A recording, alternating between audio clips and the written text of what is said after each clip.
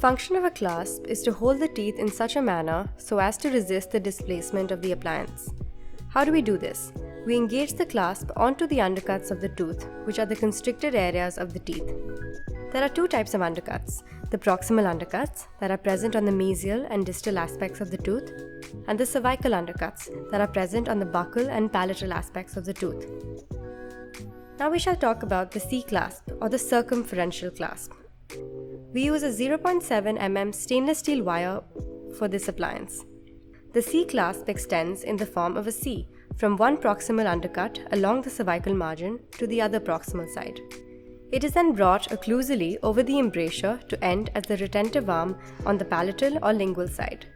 It starts on the mesial side and ends on the distal side. Let us make a C-clasp. I will show you guys exactly how it's done. Measure the cervical neck of the tooth for the C-shaped aspect of the clasp, and on the straightened wire, mark the point corresponding to the measured length. Bend the wire using the curved surface of the universal plier along a C shape such that it follows the cervical aspect of the tooth. Hold the wire over the cast and check multiple times to ensure the correct measurements of the C-shaped aspect of your C-clasp. While keeping it in the exact position, check if there is any excess wire on the mesial aspect of your clasp.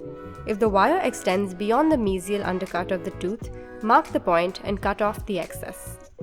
Mark the exact position where the wire should be bent over the embrasure and bend the wire 90 degrees towards the palatal side. Now we must ensure that the straight aspect of the wire is at a right angle to the C-shaped aspect. Before this part, the wire was in a single flat plane. Now we must ensure that the wire fits in the interdental area. This is done by bending the wire at a 90-degree angle such that the C shape is at a right angle to the straight wire like this. Mark a point at the cusp tip and bend the wire in such a way that the remaining part of the wire rests on the line that is distal aspect of the occlusal table. Check multiple times if the measurement of the clasp wire matches that of the tooth in the cast. Mark a point over here on the distopalatal side where the occlusal table ends and bend the wire 90 degrees in the downward direction to ensure that the wire traverses along the interdental aspect, parallel to the long axis of the tooth.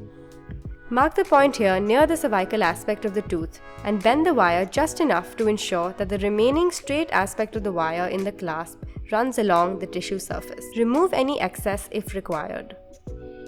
Mark a point 1 mm from the end and bend it inwards to make a complete loop that would rest on the tissue surface of the cast. This is the inlet.